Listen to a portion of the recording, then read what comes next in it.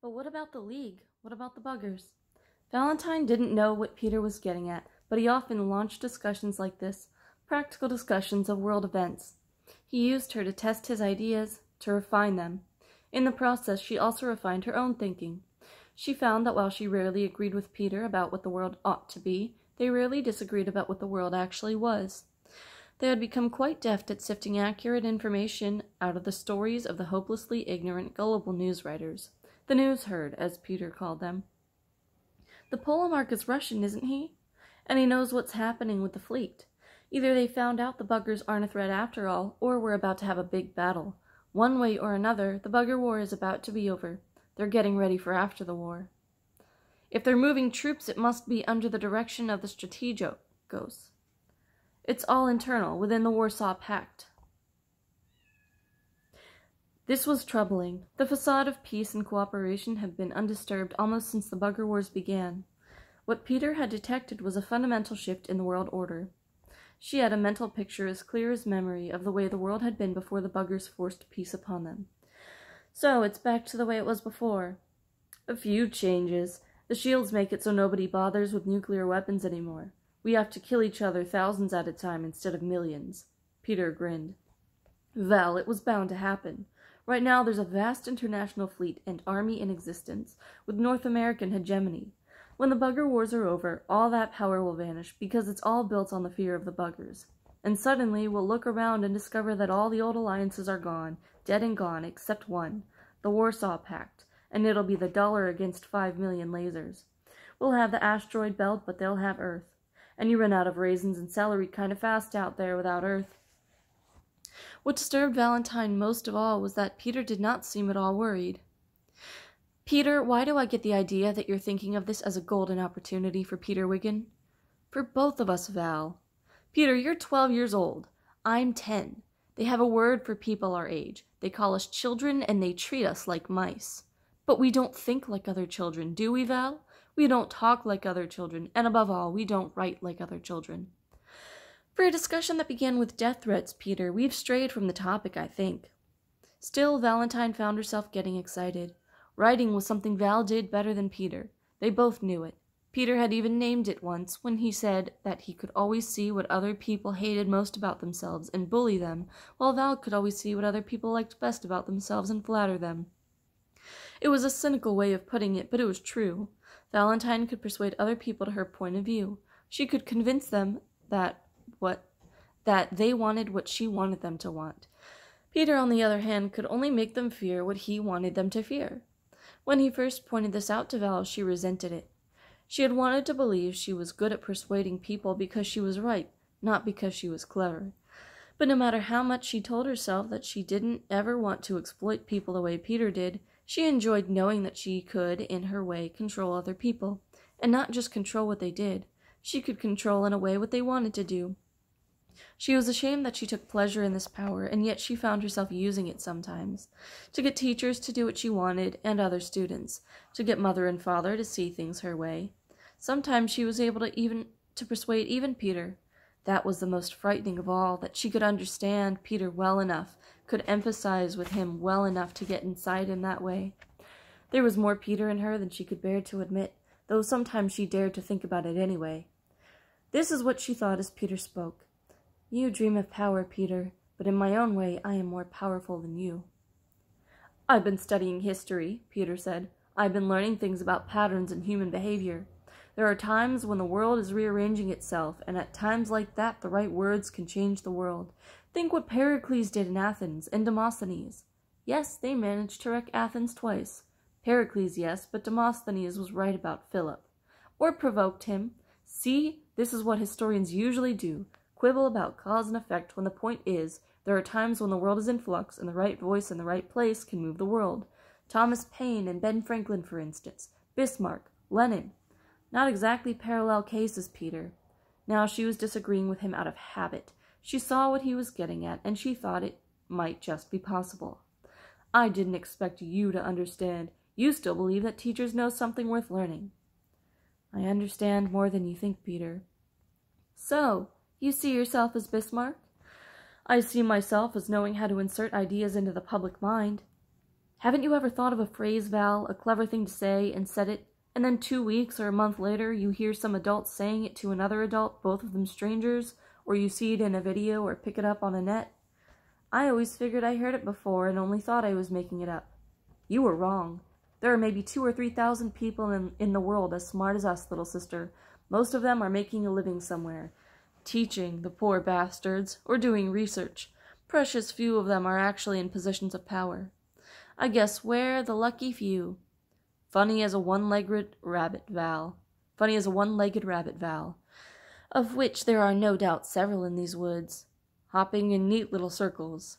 Valentine laughed at the gruesome image and hated herself for thinking it was funny. Val, we can say the words that everyone else will be saying 2 weeks later. We can do that. We don't have to wait until we're grown up and safely put away in some career. Peter, you're 12. Not on the nets, I'm not. On the nets, I can name myself anything I want, and so can you. On the nets, we're clearly identified as students, and we can't even get into the real discussions except in audience mode, which means we can't say anything anyway. I have a plan. You always do. She pretended nonchalance, but she listened eagerly. We can get on the nets as full-fledged adults with whatever net names we want to adopt, if Father gets us onto his citizens' access. And why would he do that? We already have student access. What do you tell him? I need citizens' access so I can take over the world? No, Val, I won't tell him anything. You'll tell him how you're worried about me. How I'm trying so very hard to do well at school, but you know it's driving me crazy because I can never talk to anybody intelligent. Everybody always talks down on me because I'm young. I never get to converse with my peers. You can prove that the stress is getting to me. There's evidence. Valentine thought of the corpse of the squirrel in the woods and realized that even that discovery was part of Peter's plan. Or at least he had made it part of his plan after it happened. So, you get him to authorize us and share his citizens' access, to adopt our own identities there, to conceal who we are so people will give us the intellectual respect we deserve. Valentine could challenge him on ideas, but never on things like this. She could not say, "What makes you think you deserve respect?" She had read about Adolf Hitler. She wondered what he was like at the age of 12. Not this smart, not like Peter that way, but craving honor, probably that. And what would it have meant to the world if in childhood he had been caught in a thresher or trampled by a horse? Val, Peter said, I know what you think of me. I'm not a nice person, you think. Valentine threw a pine needle at him. An arrow through your heart. I've been planning to come talk to you for a long time, but I kept being afraid. She put a pine needle in her mouth and blew it at him. It dropped almost straight down. Another failed launch. Why was he pretending to be weak? Val, I was afraid you wouldn't believe me, that you wouldn't believe I could do it. Peter, I believe you could do anything and probably will. But I was even more afraid that you'd believe me and try to stop me. Come on, threaten to kill me again, Peter. Did he actually believe she could be fooled by his nice and humble kid act? So I've got a sick sense of humor. I'm sorry. You know I was teasing. I need your help. You're just what the world needs. A 12-year-old to solve all our problems. It's not my fault I'm 12 right now, and it's not my fault that right now is when the opportunity is open. Right now is the time when I can shape events. The world is always a democracy in times of flux, and the man with the best voice will win. Everybody thinks Hitler got to power because of his armies, because they were willing to kill, and that's partly true, because in the real world, power is always built on the threat of death and dishonor. But mostly he got to power on words, on the right words at the right time. I was just thinking of comparing you to him. I don't hate Jews, Val. I don't want to destroy anybody, and I don't want war either. I want the world to hold together. Is that so bad? I don't want us to go back to the old way. Have you read about the world wars? Yes. We can go back to that again, or worse. We could find ourselves locked into the Warsaw Pact. Now there's a cheerful thought. Peter, we're children, don't you understand that? We're going to school, we're growing up. But even as she resisted, she wanted him to persuade her. She had wanted him to persuade her from the beginning. But Peter didn't know that he had already won. If I believe that, if I accept that, then I've got to sit back and watch while all the opportunities vanish, and then when I'm old enough, it's too late. Val, listen to me.